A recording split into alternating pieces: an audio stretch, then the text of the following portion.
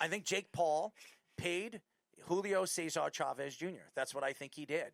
Because if he really fought Julio Cesar Chavez Jr., Julio Cesar Chavez Jr. would have beaten him.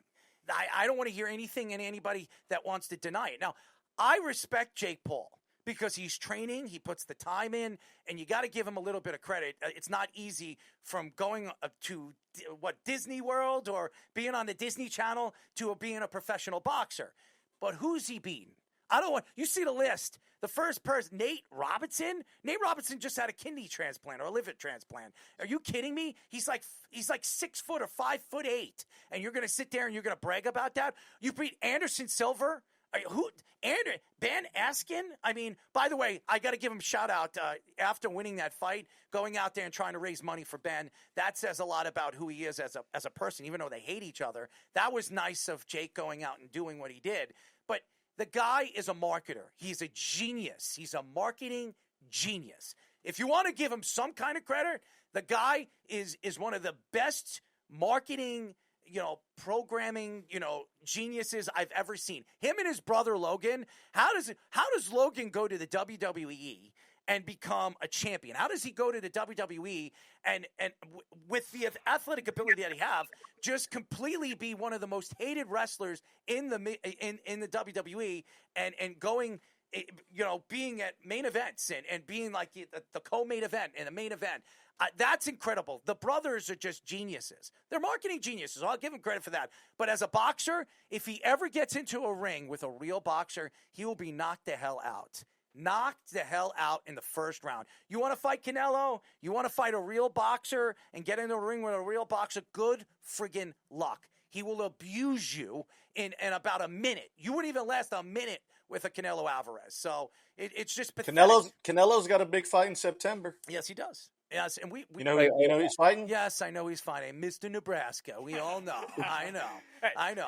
Hey, it's more than 3 hours of the show. That was the first Nebraska reference. I know. By the way, the best. Well, I got a hat on, so that counts.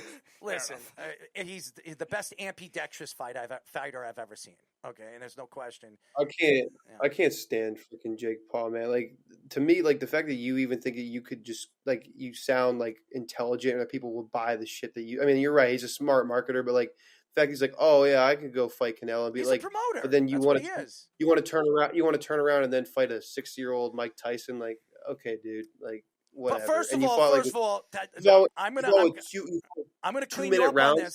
I'm gonna clean you up on this. That wasn't Jake Paul's fault. That was Mike Tyson's fault. Mike Tyson almost died 3 months before the fight. And then you're right. Yeah, that's he true. reached out to Jake and he said he wanted that fight. You know why he wanted that fight? Because he was getting $16 to $20 million off that deal. Mike Tyson needed the money. Okay, so no, I get why they did, but I mean, like to me, it was just like it was just the most boring, horrible thing. Like, and like.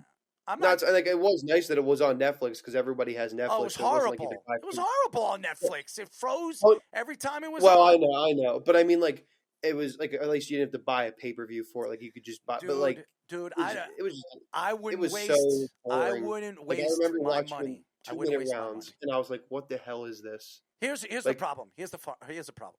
You got Floyd Mayweather that's fighting exhibition fights against Gotti and Gotti embarrassing himself after the fact.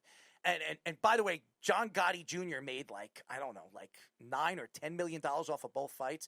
How does a guy who has no boxing experience, and by the way, I watched his first mixed martial arts amateur fight. I was at the event when he fought his first mixed martial arts, and I was right there with John Gotti Jr., and he was bragging about his son. I'm like, your son wouldn't last a second in the UFC. And then he goes out there and he goes into the boxing world. Again, these guys have names. If you have a name and you can promote it, you're going to make money. That's just the way sports are now. It's a business. It's not about who's better than who or who's the most athletic. It's about, it's Gotti. You have the last name Gotti. Oh, I'll put you in a ring. I'm going to make $10 million off the name. If Joba wants the box right now, and he's fighting in Nebraska, do you know how many people would go to watch Joba Chamberlain fight? I mean, seriously, it doesn't matter who he's fighting. Joba, are you going to fight?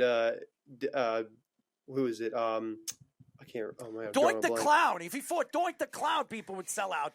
to watch. No. I freaking was Joba saying, Chamberlain you're gonna fight Doink. David Ortiz. We'll do Red Sox versus Yankees. No, Kevin Youkilis is his number one enemy. Yeah. Oh, I'd okay, pay all to right. see that. I'd do that for free. I pay to see that. That's what we got to set up. We got to set up Joba Chamberlain against Kevin Youkilis.